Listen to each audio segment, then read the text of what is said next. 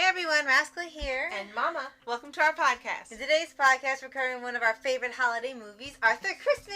Yes, this is the story of Santa's son, again, this time named Arthur, who finds out that a child's gift was missing, and he goes on a journey around the world to bring it to her. Yes! And before we start, be sure to like, subscribe, include notification bell tips and future podcasts and all the past videos. Absolutely. Now, this is one of Rascal's favorite holiday movies, definitely. Yes, definitely. Because it's such an innocence to it, like Elf, where no matter how many times you see it, you're just really engaged in the movie and its tone and just how calm it is and how fun it is. And it's clean, it's wholesome, and it was made by Artemis Studios. It was actually something that wasn't stop motion, which was a first for them. And it actually still worked well. This is one of the few times when the company switched styles, it didn't seem jarring. It actually worked out really well, and the characters seemed to fit with the animation, and it was still just amazing to watch. And the lead character, Arthur, is voiced by James McAvoy. Yes! And we could not believe that. I was like, what? Yes, I love James McAvoy. But anyway, it's really a fun movie, as you said. I remember when you first wanted to see it, and I don't remember, did you buy it first and that's how we saw it? So yeah, because it just looked fun, and we were actually getting movies pretty cheap for the holidays, so you ended up getting it. So yeah, we've owned this for quite a while, and it ended up being really a lot of fun. And I was really impressed because it's a different take on an old story that's been done a billion times. Right. But the take on it was fresh, right, and different, and fun, right, and endearing, as you said, and really wholesome. Right. And it's like watching MHA. Yeah, the story's been done a billion times, but it's done in such a way, presented that it's different and like it's a new story. And Arthur Christmas does that for the Santa Claus and the son or child is taking over the business trope. It was done in such a fresh, new, fun way. Right. And it almost plays on when they make fun of these types of movies, they'll say, oh, the so-and-so who saved Christmas. It's always some arbitrary thing or person that saves Christmas. It's always hilarious every time. But for here, it works because you believe that this journey could happen. You wanted to root for Arthur to deliver the toy because he tried way harder than his own father. And it was just a really... And his older brother who really didn't care about the children per se. Right. And what it really meant. He was more interested in the business side. Right.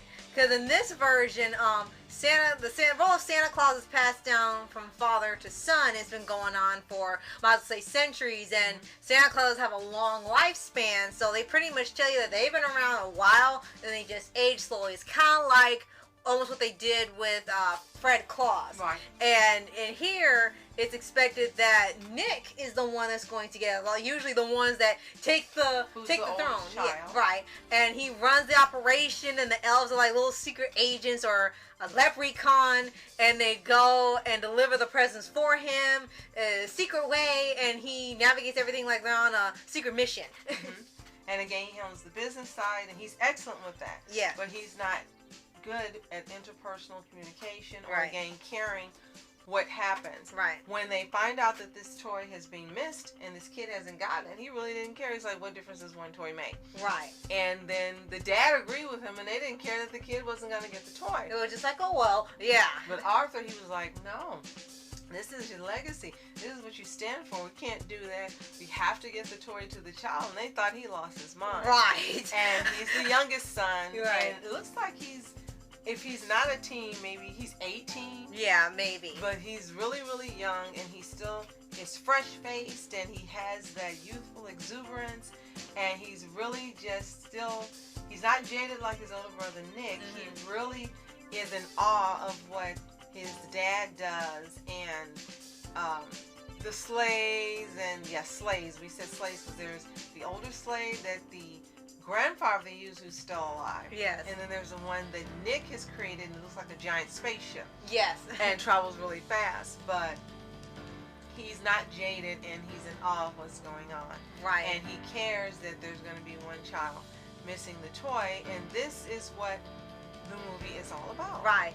Such a simple concept. Right. And another thing that stands out is that I've always noticed that the son or daughter of Santa Claus has been done many, many times. But the one thing I've always noticed is that there's a certain pattern they do depending on which kind of kid that Santa has. If Santa has a daughter, she's free-spirited, she's capable, she's more like Nick in terms of she can run the business, she can handle everything, she's cheery like Star, she loves kids, she finds a guy that'll end up being a Mr. Claus if she ends up being a Mrs. Claus, and it always comes out the same way. It's like, oh, that's great. But then you get Santa's son, he's a numbskull, he can't do the job, he's a moron, he fails at every single turn, he's not taken seriously, and the daughter's got to step in and take the lead, and it's kind of like, okay, how come if it's the role of Santa Claus, how come the son that you most likely will be passing it down to can't do the job every single time?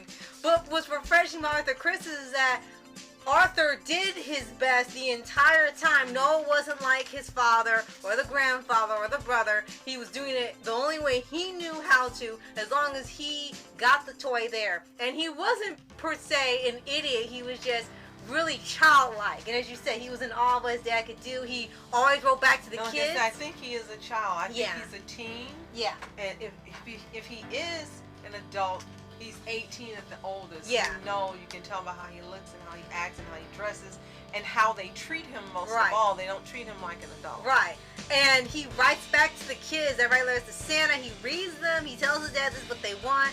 And he writes back to them like, yes, and believe in Santa. He's always watching and so forth. And it's really endearing that he takes it seriously. He's just not like them and like in a business savvy way. So when he wants to take it, it seems like to them like you can't do it. You can't walk on your own 2 feet without tripping. Even the elves, while they like him, they kind of don't take him that seriously because he's the trip up all the time. Except for the one elf. And what is her name?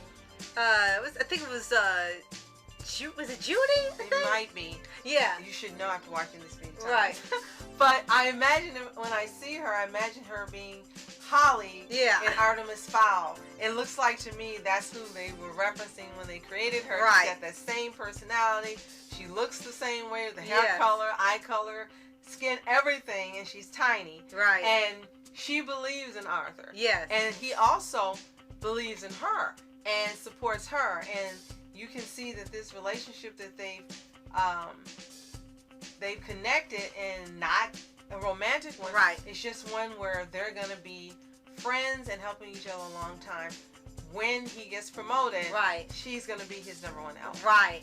And you also have the grandfather who kind of sort of tricks him into saying, oh, he cares about the kid, but in a way he was kind of for himself too, because he wanted to prove that the old sleigh back in the old days was just as good as the spaceship. And it wasn't. Right. And he had his deer, and half of them he couldn't remember. One was Bambi at some point, and then one was supposed to be Rudolph, was just like on his last legs, but it was hilarious. And the scene where they're flying over the world and people think they're aliens more than the actual spaceship, which was ironic. Right. And all he cared is that he proved that this sleigh could work just as well as the new one.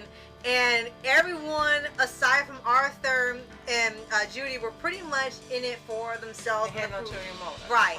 And this way that I'm doing it, this way is the way it should be done, being Santa, and now it's pretty much it. All Arthur cared is that it got to the kid more than how it gets there. So in there he had to go by sleigh, plane, train, automobile, on foot, in a boat, camel, whatever. He was going to get the gift there.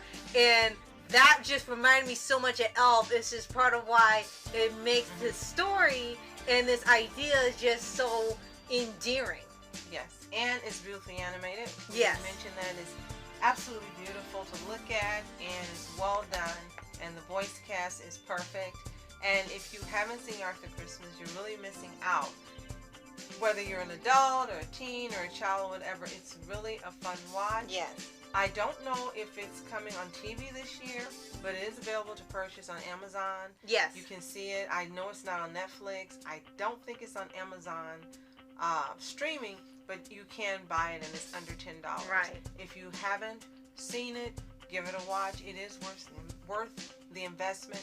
If you're looking to spend some money on holiday movies, well, put some money aside for Arthur Christmas. Yes. It's worth that. Yes. So You if, will- so you if will- you've seen it, let us know what you think in the comments below. If you haven't, give us a watch and then come back and let us know what you think. Finish those thoughts.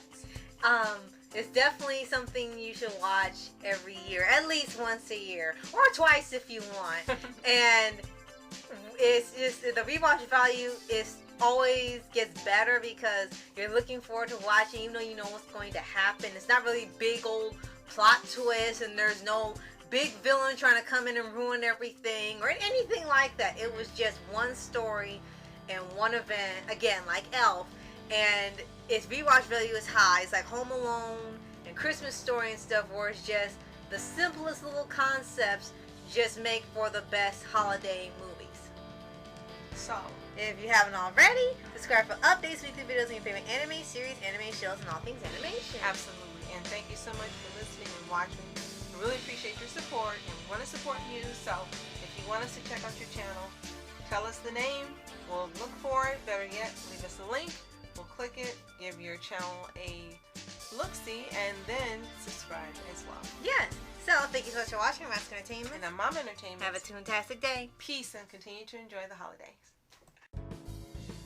And reporters sitting flashing lights